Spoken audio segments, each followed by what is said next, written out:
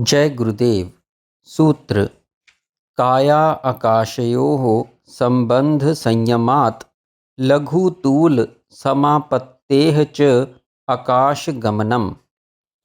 काया तथा आकाश के संबंध में संयम से तथा रुई आदि हल्के तत्वों पर समापत्ति से आकाश गमन की सिद्धि प्राप्त होती है। काया तथा आकाश परस्पर संबंधित हैं। शरीर के अंदर बाहर आकाश है।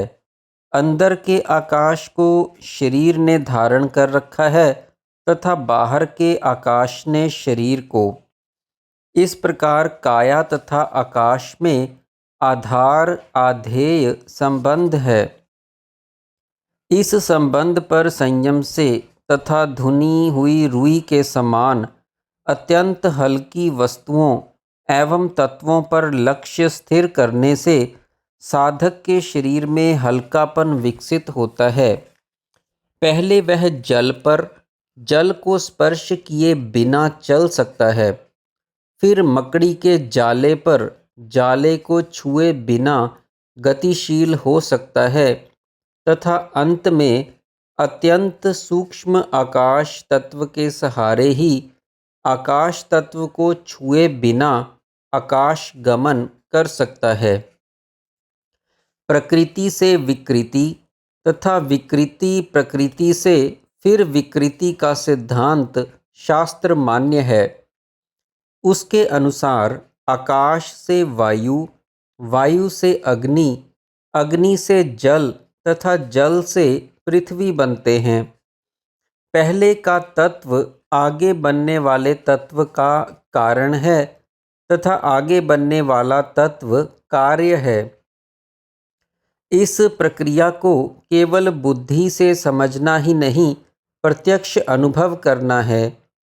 योग का विषय केवल वाद विवाद का भौतिक विषय नहीं, साधन द्वारा प्रत्यक्षीकरण का विषय है। श्रोत्र तथा आकाश आदि के संबंध पर संयम से धीरे धीरे यह विषय प्रत्यक्ष अनुभव होने लगेगा। उड़ने की सिद्धि केवल उड़ने के लिए ही नहीं है, अपितु काया एवं जगत के संबंध को अनुभव गम्य करने के लिए है। इस प्रकार श्रवण इंद्रिय तथा आकाश आदि के संबंध को जानने के लिए तत्संबंधी सिद्धियों का विधान किया गया है। सब तत्वों के कार्य, उनका कारण, उनका पारस्परिक संबंध जान लेने पर स्थूल, सूक्ष्म तथा कारण शरीर को तत्वों के अर्पण कर कैवल्य प्राप्ति के लिए ही विभूतियों का विस्तार है। इसीलिए यहाँ कह दिया गया है कि व्युत्थान की अपेक्षा से ये सिद्धियां हैं, किंतु असंप्रज्ञात की अपेक्षा से ये अवरोधक हैं। अतः साधक को विभूति की सीढ़ियां चढ़ते हुए इनमें आसक्ति से बचना है, अन्यथा सीढ़ियों में ही रह जाएगा।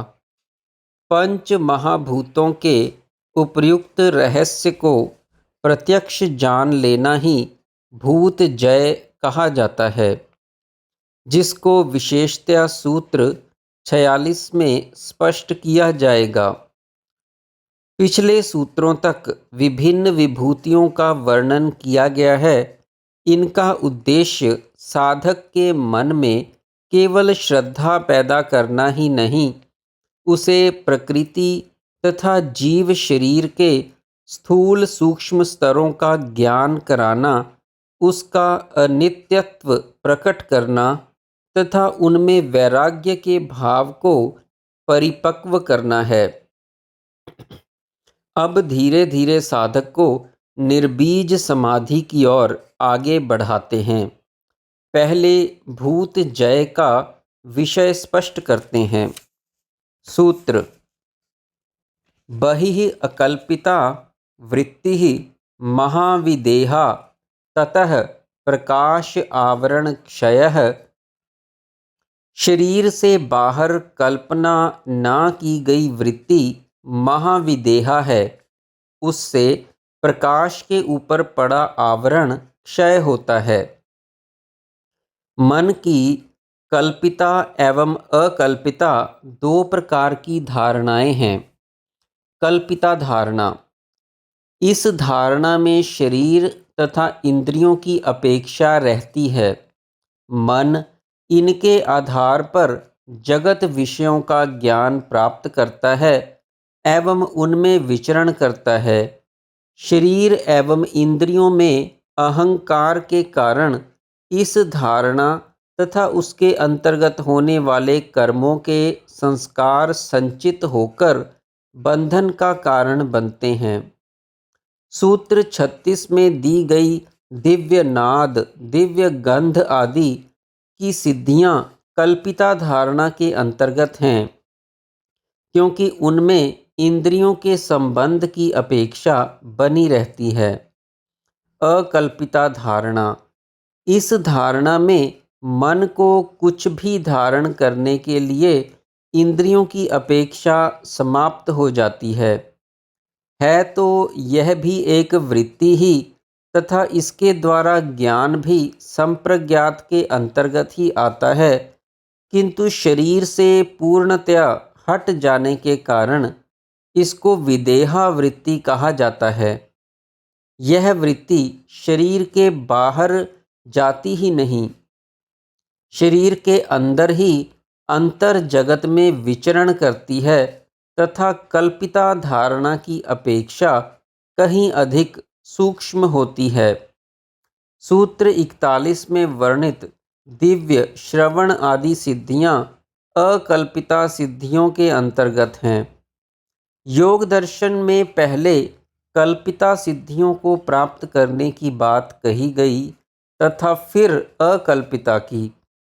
अकल्पिता के पश्चात असंप्रज्ञात का मार्ग खुल जाता है, क्योंकि तब साधक का शरीर एवं इंद्रियों से संबंध विच्छेद हो जाता है।